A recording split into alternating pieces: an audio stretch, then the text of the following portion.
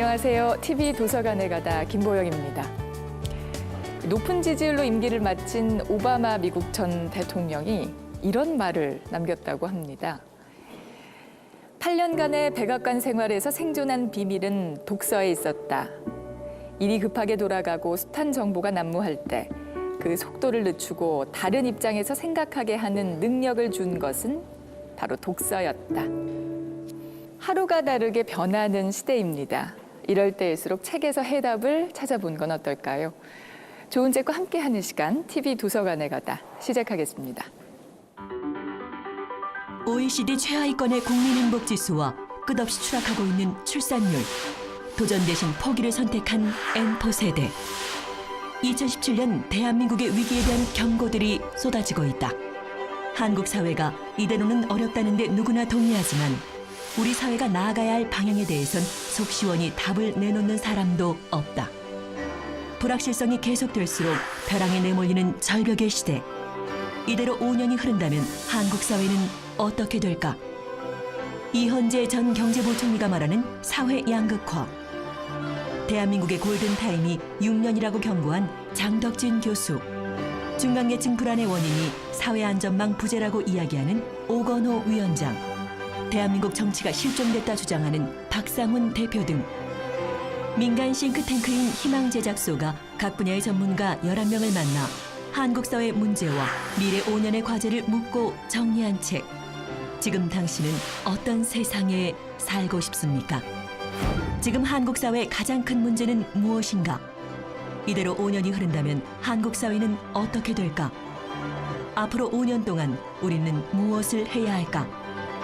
이 세 질문을 바탕으로 각 분야 전문가와 함께 답답한 대한민국의 현재와 미래, 그리고 우리가 나아갈 길에 대해 끊임없이 의문을 던지고 해답을 찾아본다. 오늘은 대한민국이 나아가야 할 방향과 시대의 정신에 대해서 이야기한 책, 지금 당신은 어떤 세상에 살고 싶습니까?를 가지고 이야기 나눠보겠습니다. 먼저 이 책을 쓰신 싱크탱크 여시제 이원재 기획이사 나오셨습니다. 안녕하세요. 네, 안녕하세요. 네, 서울대 사회학과 장덕진 교수 함께 모셨습니다. 반갑습니다. 네. 이사님께서 지금 각 분야의 전문가 11분과 시대 정신에 대해서 인터뷰한 내용을 책으로 이렇게 묶으셨잖아요. 네네. 근데 처음 인터뷰 어떻게 기획하게 되셨어요? 저하고 이제 제가 지금 여시제 싱크탱크에서 일하기 전에 희망제작소라는 또 다른 싱크탱크에서 일을 했었는데요. 그 희망제작소 황세원 선임연구원하고 같이 2016년 초쯤이에요. 우리나라 국민들의 불만과 불안이 막 최고조에 달하고 있을 그럴 때였거든요. 언론을 보면 불평등이 심해졌다, 사람들이 불안해서 못 살겠다, 소외된 분들이 자살률이 굉장히 높아졌다, 이런 얘기가 막 난무하던 시절이었는데, 많은 분들이 이렇게 불안과 불만을 얘기하고 있는데 우리가 생각을 조금 더 발전을 시키면 그 다음에 뭘 생각해야 될까에 대해서 이야기를 나누다가, 그러면은 이 순간에 너무 집중하지 말고 한 5년쯤 뒤에 한국 사회가 어떻게 되면 좋을지, 조금 더 좋은 방향으로 가려면 어떤 일을 지금 해야 되는지, 거기에 대해서 좀 얘기를 시작해봐야 되겠다고 생각했어요. 말하자면 비전과 희망을 좀 얘기해보자는 생각을 한 건데요.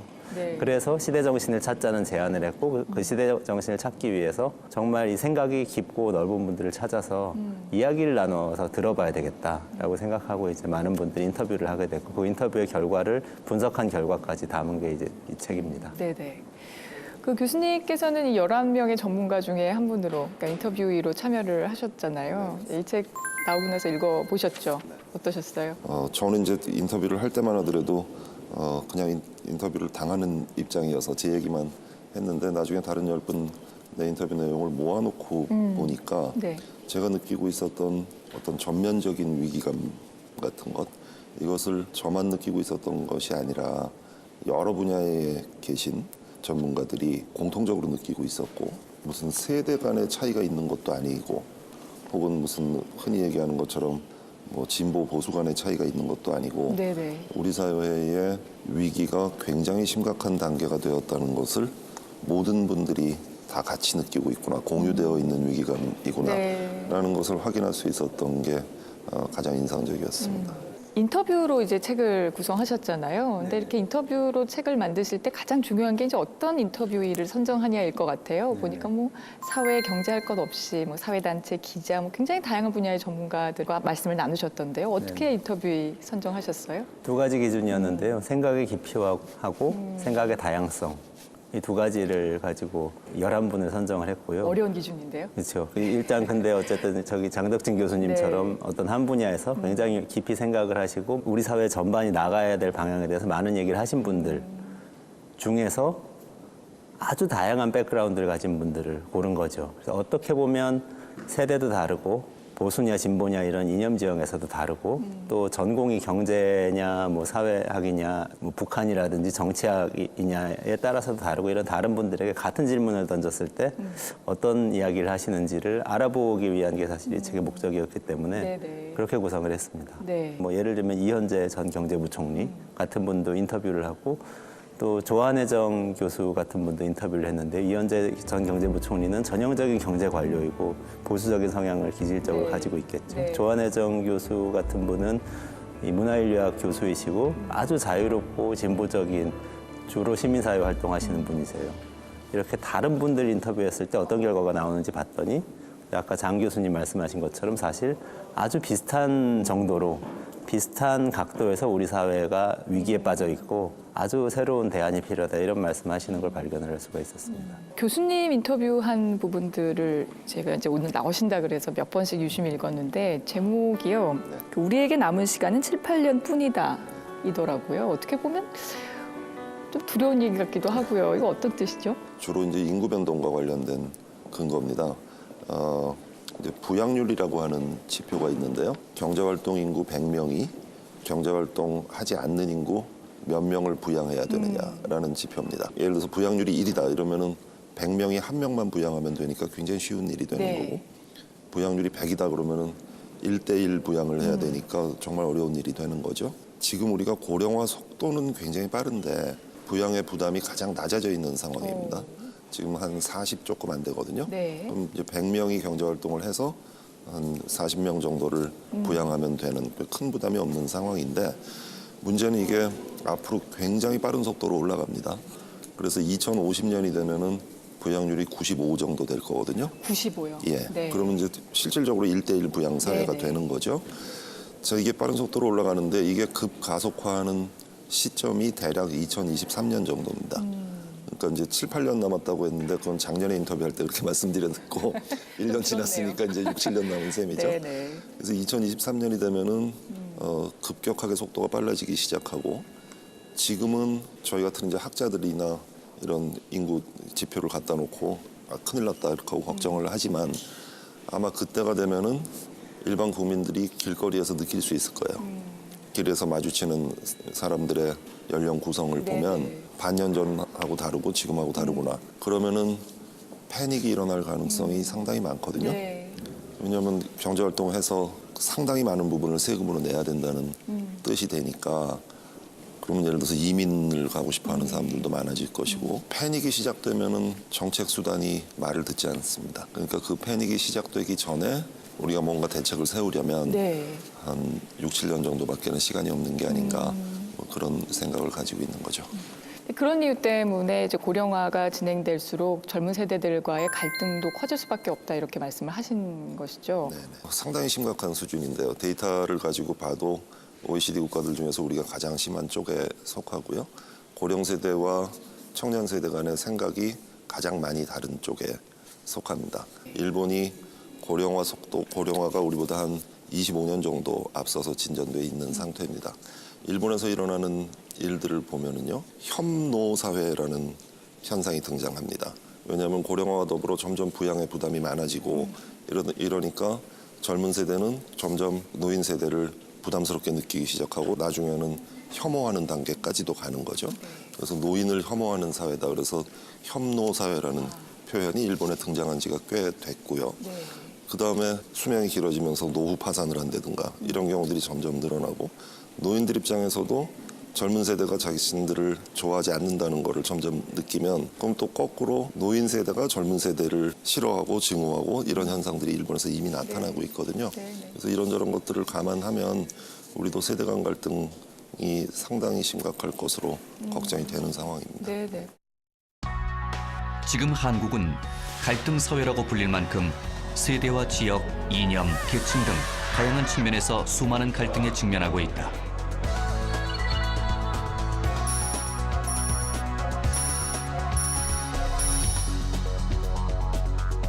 한국보건사회연구원이 발간한 사회통합지수 개발연구. 1995년부터 2015년까지 5년마다 사회통합지수를 측정한 결과 한국은 5차례 모두 사회통합 수준이 OECD 최하위 수준을 맴도는 것으로 나타났다. 한국은 5차례 모두 이스라엘 다음으로 사회통합 지수가 낮은 것이다. 사회 갈등은 경제 성장에도 악영향을 미친다. 우리나라의 국민 1인당 국내 총생산의 27%를 갈등 비용으로 지출하고 있기 때문이다.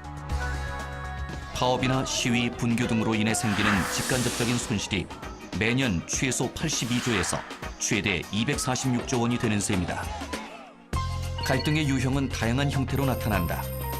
정규직과 비정규직에서부터 빈부의 차이, 정치적 이념의 대립, 세대 차이 등에서 심각한 것으로 나타난다.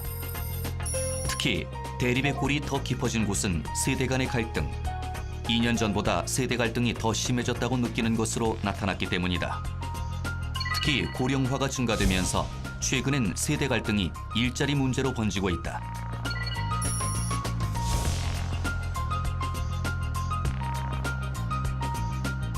경기 침체가 계속되고 양질의 일자리는 점차 줄면서 청년들의 취업 시기는 늦어지는 추세.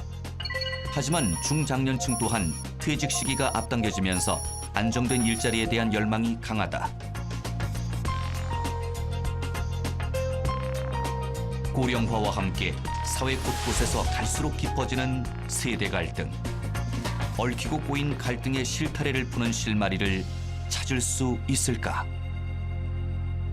제가 이제 복지 전문가인 오건호 박사를 이 책에서 네. 인터뷰를 했었는데요. 지금까지 우리 사회는 기본적으로 시민들에게 어떤 방식으로 이야기를 했냐면 당신은 열심히 공부해서 좋은 학교를 가서 졸업을 하면 열심히 공부를 한 대가로 좋은 직장을 얻을 수 있고 좋은 직장을 얻으면 은퇴하기 전까지 어쨌든 쭉 60세, 65세 될 때까지 쭉 일을 할 수가 있으니까 그동안의 월급을 받아서 그 월급을 가지고 집을 사고 은퇴를 하고 나면은 가지고 있는 집을 기반으로 해서 돌아가실 때까지 네. 살 수가 있다. 이렇게 굉장히 이야기해 현실성이 왔어요. 없게 느껴지네요. 그래서 지금 굉장히 현실성이 네. 떨어져 버렸죠. 네, 네. 이게 고성장 사회에서는 있을 수 있는 이야기인데 네. 지금은 집을 월급으로 집 사는 것도 어렵고 좋은 대학 나온다고 취직하기도 어렵고 더군다나 은퇴를 한 다음에 자기가 갖고 있는 자산을 가지고 여생을 살기에는 수명이 너무 늘어나 버렸죠.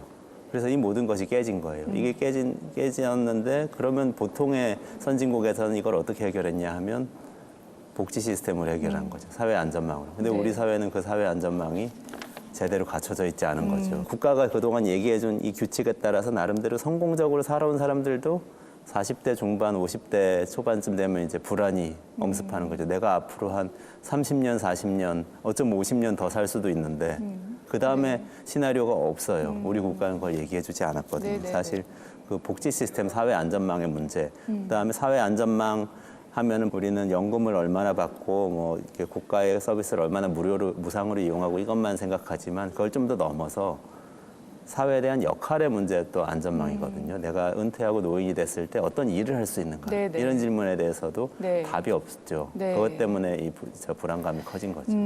지금 이제 사회가 불안에 처했을 때 이제 사회 안정망, 이른바 복지가 해결책이 돼줄 수 있다라는 의미로 말씀을 하셨는데 사실 저는 근데 요즘 최근 들어서 우리나라 복지가 그래도 조금 예전에 비해서는 좀 좋아졌다라고 실질적으로 좀 체감하는 부분이 약간 있거든요. 왜냐하면 저 같은 경우 이제 아이도 키우고 있고 한데 뭐 양육수당이라든지 이런 것들이 좀 주어지고 하니까요. 그런데 이제 아직까지는 좀 사회 안정망이 부족하다라고 느끼는 것은 분명히 또 있는 것이 사실입니다. 지난 몇 년간의 이제 복지의 양적 성장률 네. 혹은 증가율만 놓고 보면은 OECD 국가들 중에서 상당히 빠른 편인 것은 맞습니다. 그런데 아직까지 어느 분야에서도 해당 분야에서 복지를 필요로 하는 분들이 이 정도면은 이 분야는 안심할 수 있다라고 느끼는 단계까지 그 정도 수준에까지 도달하지 못한 것 같아요. 관심할 수 있다의 수준은 전혀 아니죠. 그렇죠. 그러니까 네. 말씀하신 것처럼 네. 이제 아이를 키우면서 이 정도면 옛날보다 많이 좋아졌다라고 나아졌다. 느끼시지만 그렇죠. 네, 네. 그러니까 내가 자녀를 하나 더 낳을 수도 전혀 있겠구나까지는 아니죠. 아니잖아요. 네. 그래서 그 단계까지 도달하지 못하고 있는 게 문제고요. 예를 들어서 일본이랑 비교하면은 여성들이 노동시장에서 처음에 20대에는 노동시장에 대거 진입했다가 결혼하고 출산 양육 기간이 되면 노동시장에서 쫙 빠져나가고 그다음에 이제 아이가 어느 정도 크면 한 10년, 15년 지나서 다시 노동시장에 돌아올 때는 처음에 가졌던 일자리보다 더 질이 낮은 일자리를 가지게 되고 이게 아주 이제 전형적인 노동시장의 M자 곡선인데 이게 한국과 일본에서 아주 두드러지게 나타났었거든요. 네. 근데 일본은 최근에 이 M자 곡선이 거의 사라지고 있어요. 그러니까 여성들이 결혼하고 출산을 해도 일을 그만두지 않는다는 거죠. 한국은 그 M자 곡선이 계속 유지가 되고 있거든요. 그 이유가 뭐냐면 일본은 이 분야에 한국보다 훨씬 더 적극적인 투자를 했고 이제는 일본 여성들이 이러면 내가 아이를 키우면서도 일을 계속할 수 있겠다고 느끼는 거죠. 근데 우리는 늘어나긴 늘어났는데 아직 그 단계까지 못 갔기 때문에 한국 여성들은 여전히 집에서 이제 자녀를 양육하는 쪽을 택하는 거죠. 그래서 지금보다는 좀 더 적극적으로 확대해야 될 필요가 있을 겁니다. 특히 복지 수준을 높이려면 자연스럽게 예산이 필요하고 그러다 보면은 또 세금을 더 저희가 내야 하잖아요. 근데 이 세금을 더 내는 문제에 대해서 좋아할 사람이 별로 없거든요. 이제 사회적인 합의가 굉장히 필요하잖아요. 복지를 늘려야 된다. 이 이야기가 나온 거는 제 기억에는 이것도 김대중 정부 시절부터 나온 이야기니까 거의 20년 가까이 된 네. 이야기고 복지를 더 늘려면 세금도 높여야 된다는 이야기가 본격적으로 나오기 시작한 거는 10년, 어쩌면 10년보다 조금 짧게인 것 같습니다. 제 기억엔 2010년, 2011년쯤에 복지국가론, 경제민주화 이런 이야기 나오면서 증세 이야기가 처음 나오기 시작했어요. 처음에는 국민들이 받아들이지 않았습니다. 근데 최근에 여론조사를 보니까 네. 10년 전에 비해서 한국 사람들이 증세를 해서라도 복지를 늘리자라고 주장하거나 또는 복지를 늘리기 위해서라면 세금을 내가 더 낼 의향이 있다고 대답하는 비중이 한 10년 전하고 비교하면 2배 정도 늘었어요. 어떤 조사에서는 3분의 2가 그렇다고 대답을 네. 하는 경우도 있고 어떤 조사에서는 절반이 그렇다고 대답하는 경우도 있고 어쨌든 전보다 많이 좋아졌거든요. 결국에는 어떻게 체감이 될 거냐면 여기 또 다시 오건우 박사가 여기 인터뷰에서 이야기한 이야기인데 네. 결국은 자기가 그 효능감을 느껴야 컨센서스가 생기는 거죠. 아까 말씀하신 것처럼 본인이 양육수당을 받아보고 무상으로 어린이집을 보내보고 이래야만 내가 세금을 내는 것이 결과적으로 복지에 연결이 되는구나 하고 사람들이 느끼게 되기 때문에 네. 결국은 이게 선순환고리가 만들어지려면 네, 네. 일단 복지에 적극적으로 투자를 하면서 세금을 올려야 된다고 설득을 하는 것이 그게 올바른 방향인 것 같다는 생각입니다. 내가 내는 세금이 정당하게 쓰이고 있다라는 어떤 신뢰의 문제, 투명성의 문제도 좀 필요하지 않나 생각이 들어요. 근데 교수님께서는 이런 여러 복지라든지 문제를 풀 열쇠가 정치에 있다 이렇게 말씀을 하셨더라고요. 책에 보니까요. 그 5년짜리 정부가 장기적인 문제에 관심을 두지 않았기 때문이다 이런 어조로 인터뷰를 하셨던데요. 5년 단임이라는 제도를 가지게 된 것은 이제 다 아시다시피 87년 헌법을 만들면서 시작된 거 아닙니까? 그때는 5년 단임이라는 게 역사적인 효용성을 가지고 있었죠. 그 이전에 독재와 군사 정권의 경험을 가지고 있었고 대통령이라는 사람이 언제 물러날지 알 수 없는 그런 경험도 했었고 그로부터 이제 30년이 지나는 사이에 한국 정치가 그때처럼 퇴행할 가능성, 예를 들어서 쿠데타에 의해서 집권을 한다든가 이런 가능성을 우려하는 사람은 이제는 거의 없는 것 같아요. 그런 변화의 과정에서 이 역사적 효용성은 점점 퇴색이 돼 왔고 그러면 이제 이 5년 단임이 가지게 되는 문제는 뭐든지 한 번 하게 되면 이제 소위 원샷 게임이라고 하죠.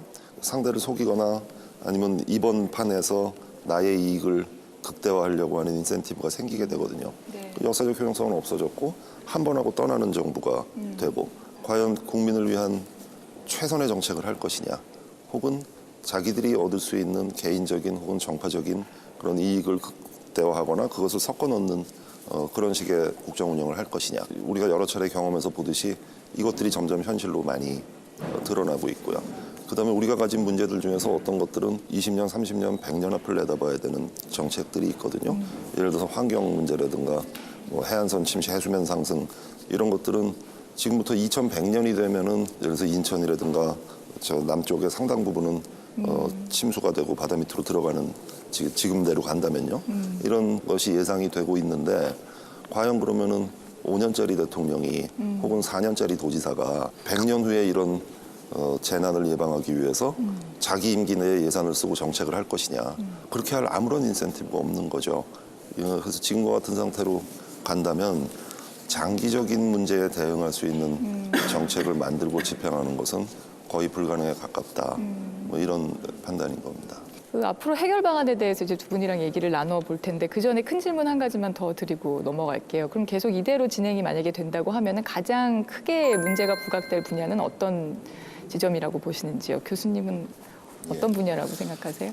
우리나라 국민들의 특성상 네. 사람들이 가장 민감한 게 이제 성장, 경제 성장 문제죠. 우리가 지금 오늘 토론하고 있는 이 문제가 빨리 해결이 되지 않으면 성장률이 계속해서 내려갈 겁니다.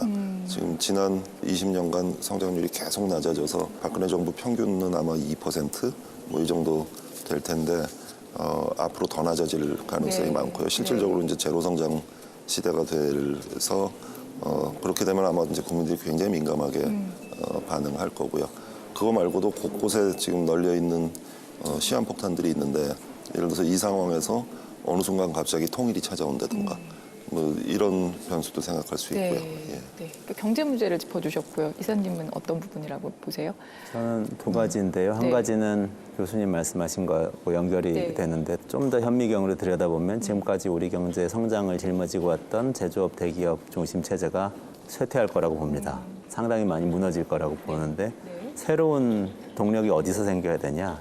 지금의 스타트업과 기술 기반의 이 작은 벤처 기업들로부터 새로운 동력이 생겨야 되거든요. 그 동력이 생길 것인가? 이게 하나의 중요한 문제가 될 네. 것이고요. 그리고 또 한 가지는 지금 기술 발전 때문에 노동이 없는 생산이 가능한 사회가 되어가고 있죠. 그래서 지금보다도 훨씬 고용 상황이 나빠질 가능성이 있는데요. 그럼으로써 생기는 불평등 문제, 이 문제를 어떻게 해결할 것인가, 이 두 가지가 문제가 될 것이라고 봅니다. 그 책에 보니까 이런 문제들을 해결하는 방안 중에 하나로 안전한 놀이터에 대해서 얘기를 하셨더라고요. 이 안전한 놀이터가 어떤 것인지부터 좀 설명을 부탁드릴게요. 예를 들면 네덜란드 사회 같은 경우에 파트타임 비중이 굉장히 높습니다. 우리나라 기준으로 보면 비정규직이 굉장히 많은 거죠.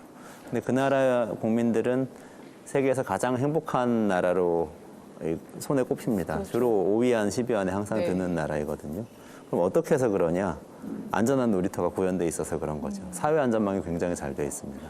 전체 주택 중에서 40%를 사회임대주택이라는 이름으로 사실상 우리가 이야기하는 공공임대주택이죠. 임대주택 형태로 굉장히 값싸게 살 수 있게 해주고 있고요. 네. 그다음에 일자리를 가지고 있을 때는 임금을 통해서 소득을 벌지만 일자리가 없을 때는 또 적극적 노동시장 정책이라고 해서 다른 일을 하기 위해서 교육을 받아도 무상으로 다 받을 수가 있고 또 일정한 기간 동안 보조금을 받을 수가 있고 이렇게 해서 일을 하지 않는 기간에도 충분히 생계를 유지할 수 있는 이 방안이 마련이 돼 있는 거죠. 네네. 그럼 이런 상황에서는 사람들이 불안해하지 않고 새로운 일을 시도를 해볼 수가 있어요. 그래서 네덜란드가 사실 비즈니스가 굉장히 발달한 비즈니스 사회 같은 곳이거든요. 복지는 굉장히 두터운데 비즈니스도 아주 발달하는 상인들의 나라. 이런 형태를 네덜란드가 띠고 있어요. 네. 예를 들면 안전한 놀이터라는 것은 사실 이 책에서 11분의 인터뷰를 다 마치고 나서 이분들의 인터뷰를 단어 연결망 분석하는 방식으로 다 분석을 해서 나온 결론이 안전한 놀이터라는 것이었는데요. 네네. 바로 네덜란드 같은 그런 형태의 사회를 이야기한 게 아닌가 하는 생각이 저는 듭니다. 막 뛰어놀다가 넘어져도 다치지 않을 수 있는 안전한 놀이터라면 아이들이 더 열심히 땀 흘려서 뛰어놀 수 있는 것처럼 우리 사회가 안전망이 굉장히 강화된 공동체가 된다면 지금처럼 서로를 불신할 일도 없고 지나치게 경쟁하면서 서로를 비난할 필요도 없고 또 더 중요하게는 새로운 혁신적인 비즈니스, 새로운 시도를 많이 함으로써 어떻게 보면 성장 동력도 더 확충할 수 있는 그런 사회가 될 수 있다. 이런 말씀을 이제 전반적으로 해주신 걸로 저는 분석을 했습니다. 젊은 사람들이, 청년들이 사회에 진출을 좀 마음 놓고 할 수 있다라는 그 부분도 굉장히 중요한 부분인 것 같은데 아까 말씀하신 그런 안전한 놀이터가 이를 좀 도와줄 수 있다라고 보시는 거죠? 그렇죠. 네. 그러니까 두 가지 요소인데요. 하나는 넘어졌을 때 안전해야 되고 또 하나는 뭔가 하려고 할 때 양분을 공급을 해줘야 돼요. 이 두 번째는 투자에 해당되는 거죠.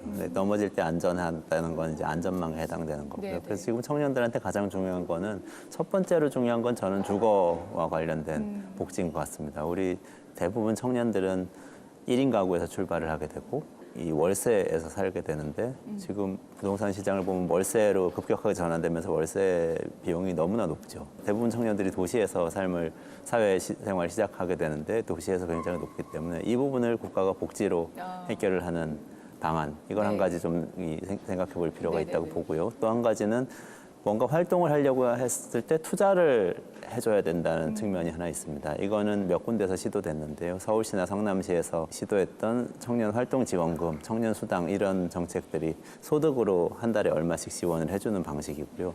또 한 가지 방식은 영국에서 시도를 했던 것인데요. 처음에 뭔가를 하겠다고 하면 일단 투자를 자산으로 해주는 몇 천만 원이든 몇 백만 원이든 투자를 해주는 그런 형태입니다. 이 방식은 저는 이 청년에게 잘 맞는 사회적 경제, 소셜벤처와 관련된 또는 스타트업과 관련된 이 금융을 대폭 늘림으로써 가능하다고 생각을 합니다.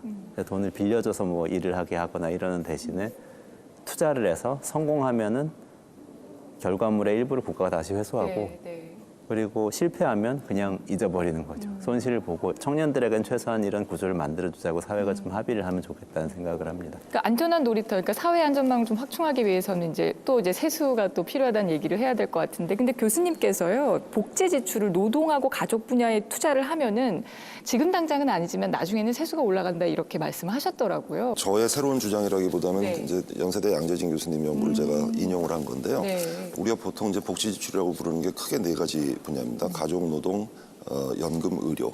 이 네 가지인데 양재진 교수 연구 결과를 보면 복지 지출을 얼마나 많이 하느냐 적게 하느냐에 주로 신경을 쓰고 있잖아요. 그리고 복지를 너무 많이 지출한 나라들은 한마디로 흥청망청 돈 쓰다가 망했다. 뭐 이제 이런 식의 생각들을 많이 하는데 네. 가족과 노동에 많이 쓴 나라들은 복지 지출 수준이 높더라도 아무런 문제가 없어요. 그럼 이 차이가 어디서 오는 거냐면 가족에 투자를 하면 출산율이 올라가지 않습니까? 그러면 물론 한 20년 정도의 갭이 필요하죠. 네네. 그러나 20년을 기다릴 수 있다면 그러면은 1,000만 원, 2,000만 원을 지원을 해서 한 명을 더 낳았다.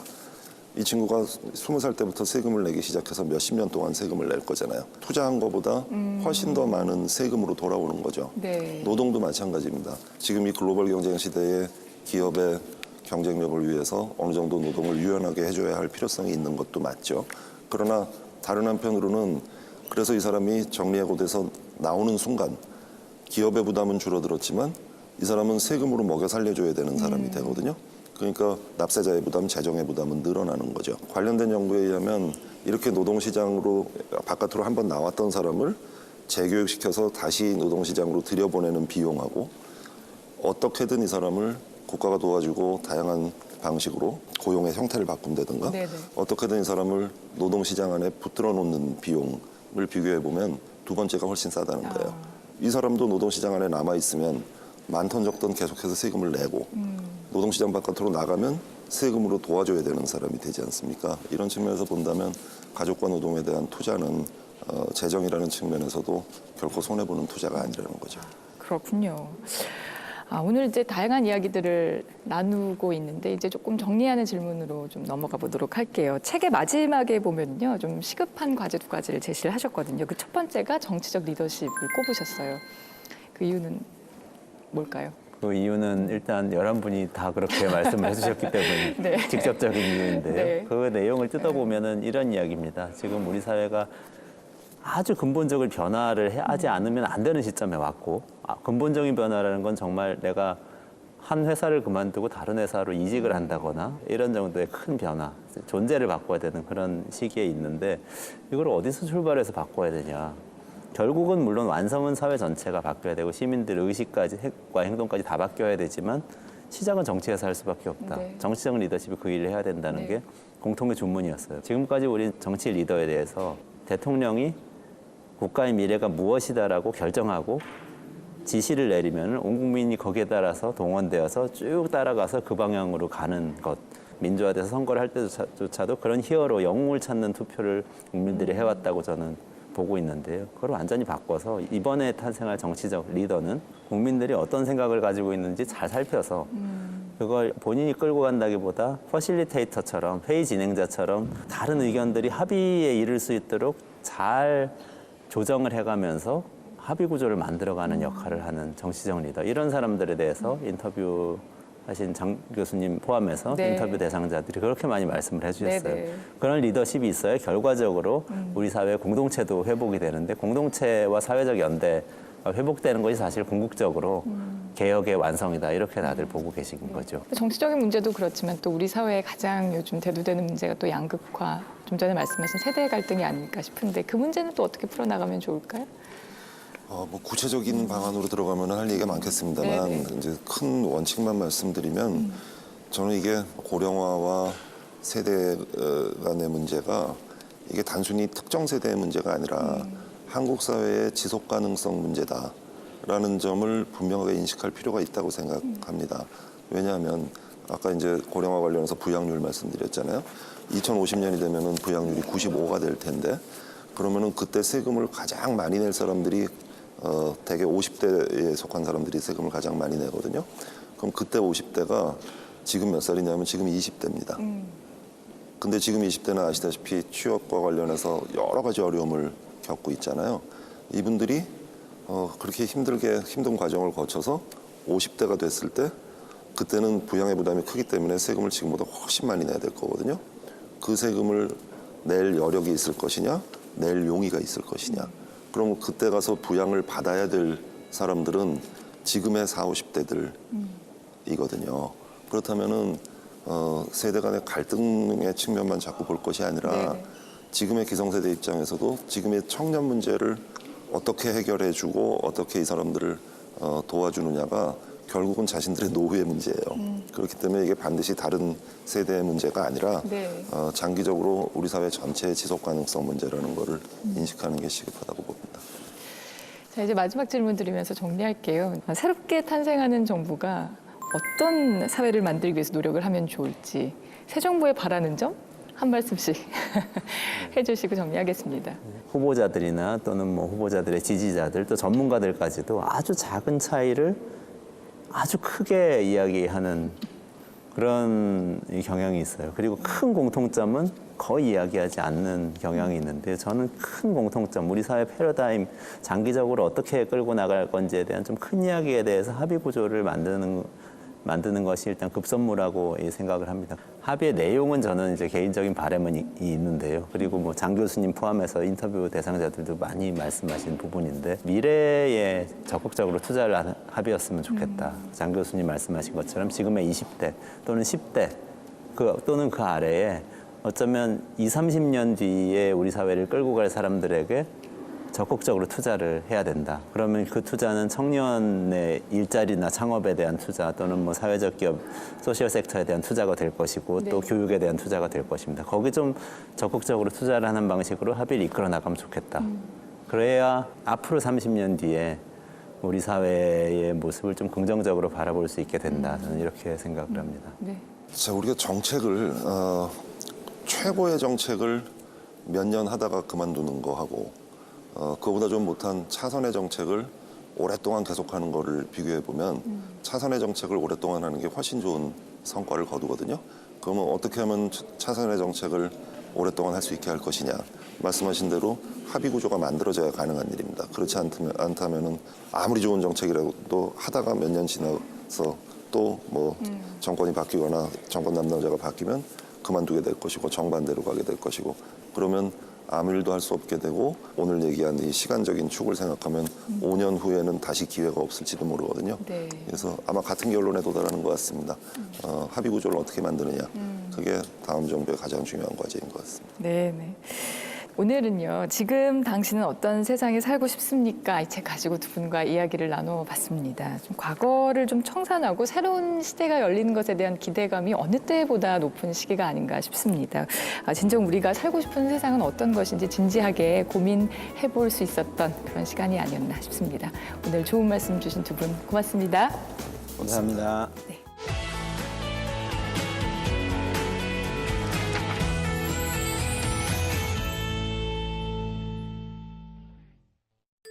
토부는 대문을 두들기며 말했습니다. 풀벌레 소리와 함께 새소리가 낭낭한 시골길이었습니다. 두 아이가 네, 안녕하세요. 네네, 어서 오십시오. 네. 지금 뭐 하시는 중이셨어요? 지금 요 녹음기로요. 지금 작품 지금 집필하고 있습니다. 키보드로 원고를 쓰지 않고요. 이렇게 녹음으로 원고를 씁니다. 그러니까 주소라면 좋은 점이 일단 빠르다는 거. 두 번째로는 내 호흡으로 말을 하기 때문에 나중에 문장이 되더라도 절대 길어지거나 복잡해지지 않는다는 거. 이런 입말로 나오기 때문에 제가 개발한 저만의 노하우입니다.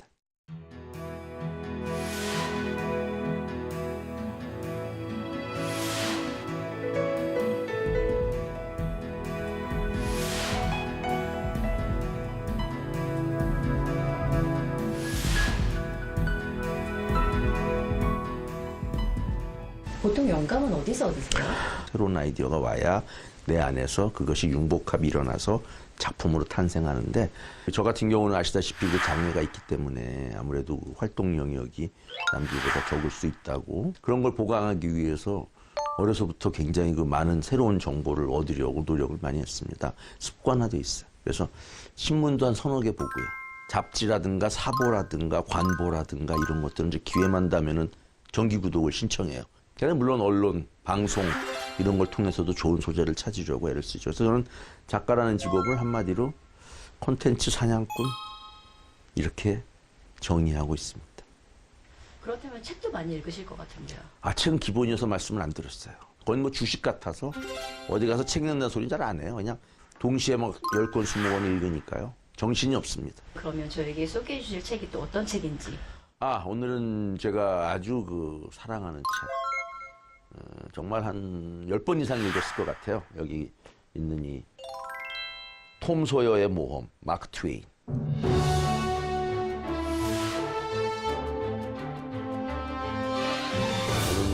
한 살 때 소아마비에 걸려서 걸을 수도 없고 설 수도 없는 장애인이 됐죠. 그러다 보니까 저는 한 5살 무렵부터 책을 읽기 시작했는데, 책이 저에게는 새로운 우주였어요. 이 책만 펼쳐서 톰 소여만 읽으면 미국에 가 있는 거예요, 제가. 책을 펼치는 순간은 행복했어요. 왜? 우울한 현실이 안 보이니까. 그러다 보니까 책에 탐닉하게 된 거고요. 그러다 보니까 이 모험, 내가 할 수 없는 이 모든 구절 하나하나와 톰 소여의 행동 하나하나가 내가 하지 못한, 영원히 할 수 없는, 그래서 그것 때문에 간절한 이 톰 소여에 대한 사랑이 싹튼 게 아닌가 싶어요. 읽을 때마다 새로운 깨달음을 주고, 읽을 때마다 저의 가슴을 뛰게 하는 정말 최고의 작품이라고 생각을 합니다.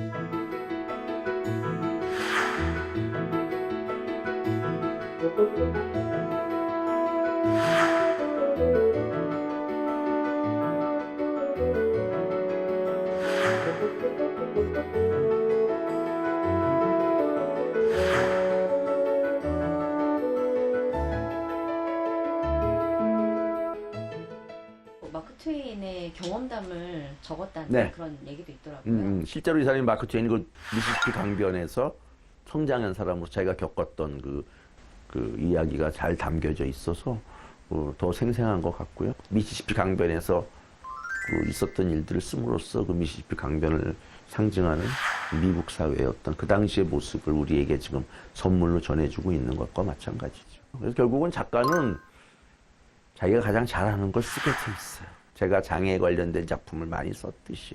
근데 그게 또 작가로서의 소명이에요.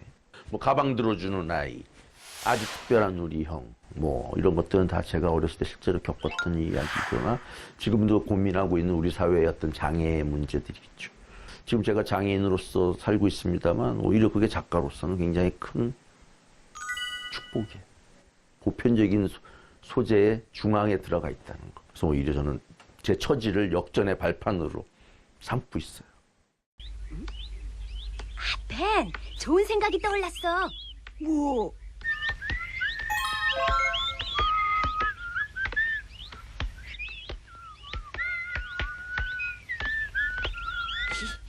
야, 너희들 뭐 신나는 일 있냐? 너와 있었니? 재미있는 일이라면은 뭐 이 페인트 칠 정도였어. 그치? 그래, 페인트 칠 뿐이야. 야, 톰, 잠깐만 교대할래? 나도 해보고 싶어. 조 하퍼는 난 이제 그만둘래 하며 비명 지를 때까지 너끈하게 2시간은 견뎌냈다. 나는 이제 조를 마을에서 으뜸가는 페인트 칠장이라고 지켜줬다. 그 다음에 조니 밀러가 왔다. 사과주의는 금방 바뀌었다.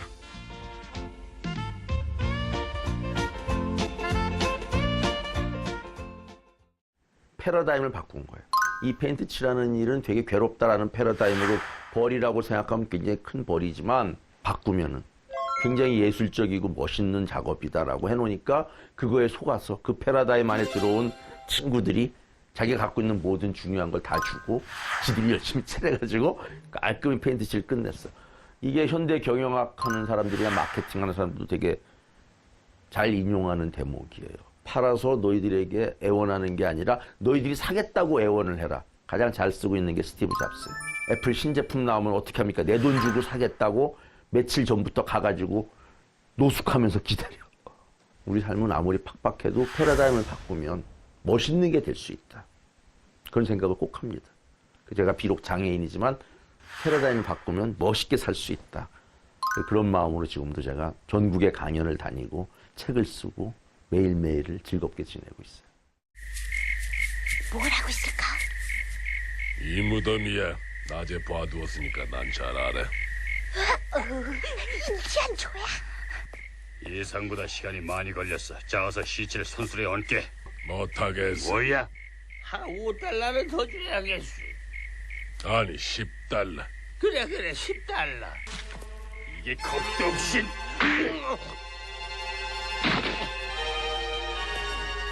죽어줘야겠어, 선생. 아니.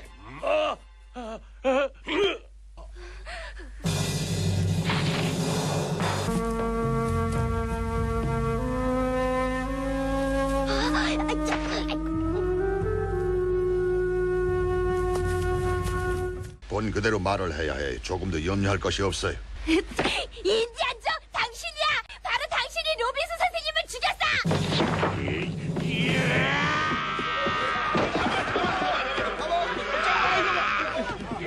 진실을 밝히는 거죠. 정의라는 그걸 어린 톰이 아는 거죠. 부당함을 용인할 수가 없다. 내가 알고 있기 때문에. 그것 때문에 나서게 된 거고. 그래서 저는 근데 그걸 보면서 약간은 좀 또 다른 시각이. 인디안 조라는 사람이 범인으로 나오는데 인디안에 대한 또 편견을 심어주고. 백인 우월주의가 역시. 그 인디안은 실주정비행에다 살인범으로 그냥 막 극악무도한 인간으로 묘사한다는 거는 또 다른 차별이거든요. 그래서 저는 그걸 보면서 작가가 글 한 편을 쓰는 게 얼마나 책임감 있는 행위인가 절감을 했습니다. 작가님이 톰이었다면 어떤 판단을 내리셨겠습니까? 저 같으면은 톰처럼 했을 거예요. 왜냐하면 애들은 다 어린아이들은 정의로워요. 물론 무서워서 울겠지만 그래서 그 어린이들이 그래도 우리 사회의 미래에 희망이 있는 게 바로 그러한 정의를 이야기할 수 있고 틀린 건 틀렸다고 말할 수 있는 그게 우리 어린이들이 우리 사회의 미래이고 우리 어른들의 거울이라는 이야기가 거기서 나온 것 같아요.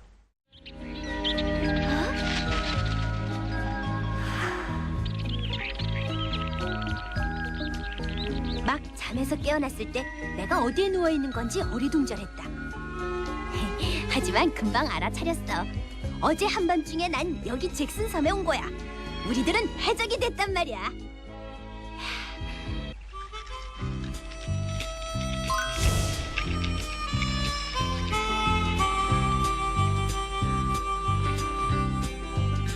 큰 놈이다 큰 놈. 놓치지 마. 염려마. 자.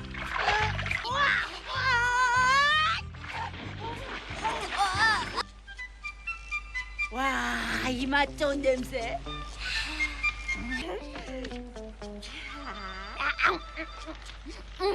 맛있다.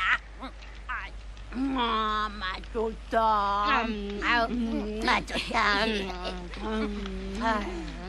잭슨 섬은 뭐 문학 평론이나 신화에서 뭐 어떤 새로운 이상향, 해방구 사실은 뭐 저 어렸을 때 놀다 보면은 그러한 섬, 왕국, 동굴 이러한 어떤 자기들만의 영역을 만들고 싶어하는 그 본능이 있는 것 같아요. 그게 이 작품에 잘 나오고 있고요.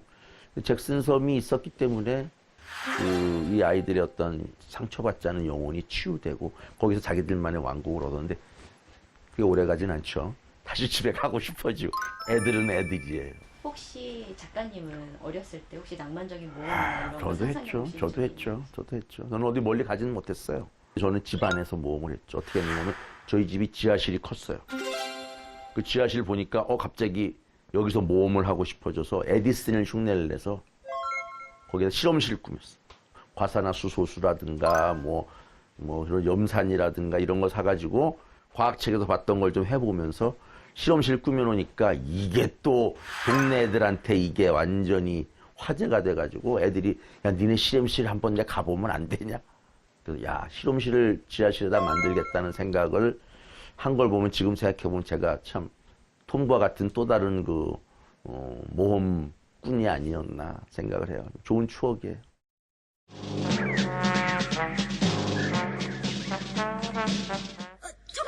저거 십자가야. 좋아, 내가 팔게.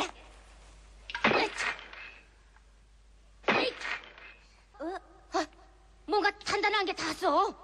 그래, 어서 팔자.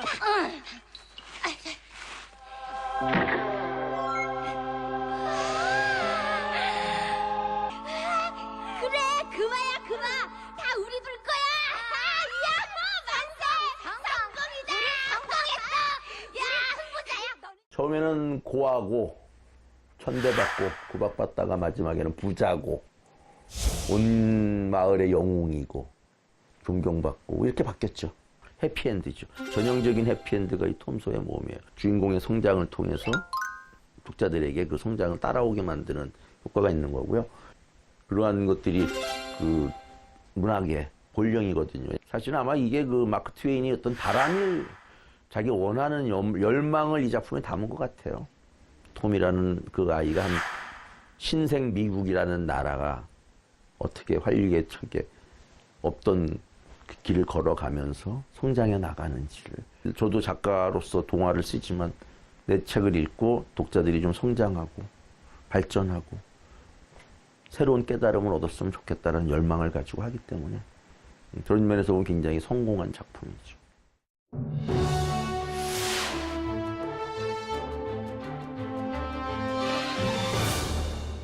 과거에 이 책은 금서였다고 하더라고요. 네, 미국에서 그랬다고 그러죠. 네. 미국이라는 나라가 그 청교도들이 만든 나라잖아요.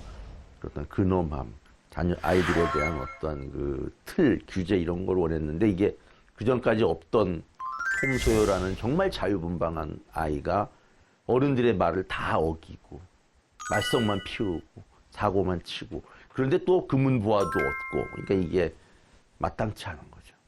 그러니까 금소리 이거 애들이 이런 거 읽으면 공부 안 해도 톰처럼 나 부자 될 수 있다 이런 소리를 들을까 봐 아마 그 금소로 만든 것 같고요. 문학이야말로 그런 자유로운 상상과 발랄한 인물들이 노는 장인데 그걸 어떻게 금소로 막을 수가 있겠어요. 그 어떠한 어려움과 역경이 있더라도 굴하지 않는 인간 자세예요. 얘만큼 지금 흙수저가 어디 있습니까? 엄마 아빠 죽었지. 이모한테 얹혀 살지. 공부는 지질이 못하지. 그런데도 절대 굴하지 않고 그러면서 정의를 지키고 지역사회에서 나름대로 그 안에서 자기의 몫을 해내고 있는 거죠. 이 톰 소요는 오늘날 우리에게 자기가 가진 거, 신분 이런 걸 탓하는 젊은이들이나 어린이들에게 큰 교훈을 준다고 생각해. 왜? 제일 중요한 건 나라는 거. 내가 가장 중요한 자산이고 내가 해내고 내가 굴하지 않는다면 톰이 멋진 금은부화를 차지하듯이 우리 삶에도 멋진 순간이 반드시 올 거다. 저도 장애를 가지고 한 번도 평생에 일어나 보거나 걸어본 적 없지만 제가 꿈꾸는 잭슨 섬을 향해서 열심히 달려가고 있어요. 장애인이 차별받지 않는 세상, 더불어 사는 세상을 이 작품을 통해서 어린이들과 청소년들에게 알려주고 그들로 하여금 장애인을 친구로 받아들이는 세상을 만들려고 노력하고 있습니다.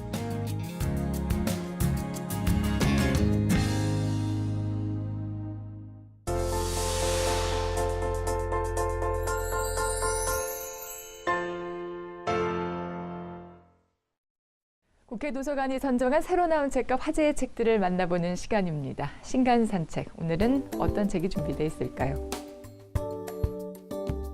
환율과 국제유가, 금값과 국가 신용도까지 세계의 경제의 흐름은 누가 어떻게 결정하는 걸까요?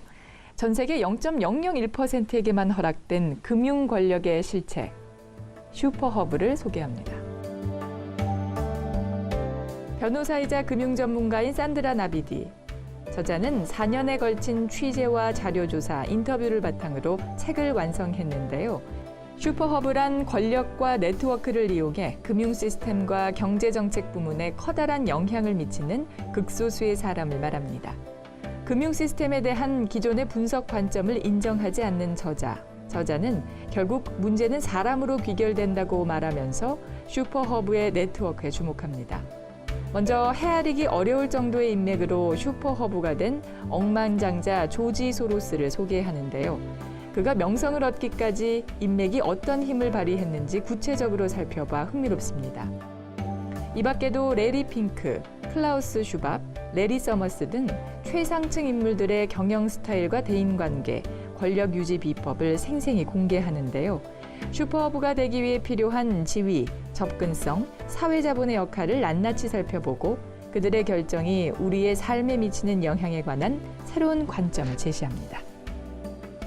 개인과 기업의 합리적인 의사결정과 미래 예측을 돕는 통찰력.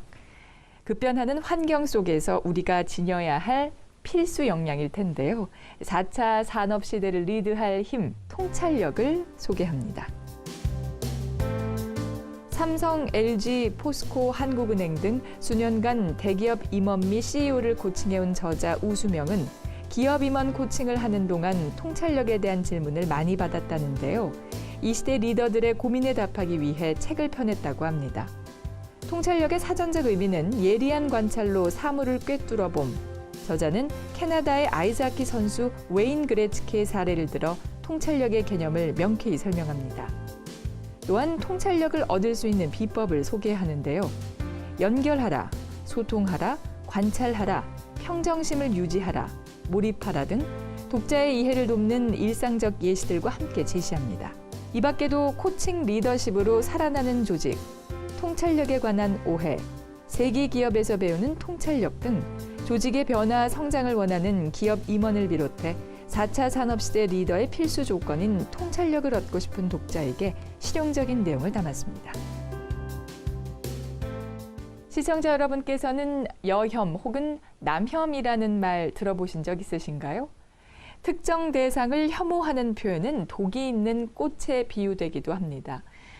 말할 권리와 막을 권리에 대한 성찰, 혐오 표현, 자유는 어떻게 해하게 되는가를 소개합니다.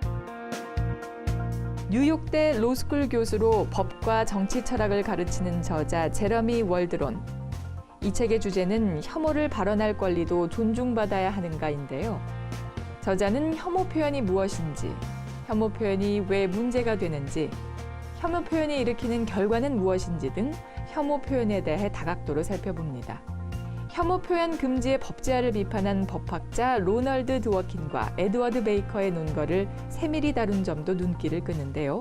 혐오 표현 규제에 찬성하는 저자는 두 사람의 의견을 조목조목 반박하면서 혐오 표현에 해악에 공감하는 독자들의 가려운 곳을 긁어줍니다. 법적 해석과 사회적 상식의 범위에서 혐오 표현을 통찰하고 개인의 존엄과 사회적 지위 보장에 대해 고민해보는 기회를 제공합니다. 인공지능, 로봇, 또 무인자동차, 과학기술의 발달로 꿈같은 미래가 펼쳐진 동시에 인간 정체성의 혼동, 또 직업 불안 같은 어두운 그림자도 드리우고 있는데요. 현 시대의 인문학 방향을 고민해보는 책, 디지털 시대 인문학의 미래를 소개합니다. 한림과학원이 매년 발간하는 일송학술 총서. 올해에는 디지털 시대의 도래와 인문학의 미래 문제를 집중 조명했는데요. 책에는 7명의 과학자와 인문학자가 디지털 시대를 맞이한 인간과 인문학의 방향에 대해 성찰한 내용이 담겼습니다. 새로운 인격인 로봇 사피엔스의 존재론적 본성에 대한 논의 필요성을 주장하는 이중원 교수, 신문 빅데이터를 활용한 디지털 인문학 연구 방법을 고민하는 김일환, 이도길 교수, 전통시대의 역사 연구와 다른 차원에 접어든 역사 데이터베이스 구축과 맥락 분석법을 소개한 국립대만대학 컴퓨터정보공학과 샹제 특임 교수, 철학 문제를 힘주어 말하는 과학자와 기계와 인공지능을 전통 철학의 범주에 포함시키는 철학자, 전통적 학자를 뛰어넘어 사고하는 학자들의 관점이 새롭습니다. 이미 시작된 디지털 시대, 인문학은 새로운 도전을 어떻게 극복해야 할까요? 남북한과 미국의 삼각 문제는 한국 정치 현대 외교사의 핵심 문제이지만 그간 이 삼국 관계를 체계적으로 정리한 자료는 쉽게 찾아볼 수 없었는데요. 베일에 가려져 왔던 남북미 관계를 해부한 책, 카터 시대의 남북한을 소개합니다. 한국학중앙연구원 사회과학부 교수인 저자 이완범. 그는 미국 제39대 대통령 카터와 박정희, 김일성을 중심으로 긴박한 상태에 처했던 1970년대 후반의 삼국 관계를 조망했는데요.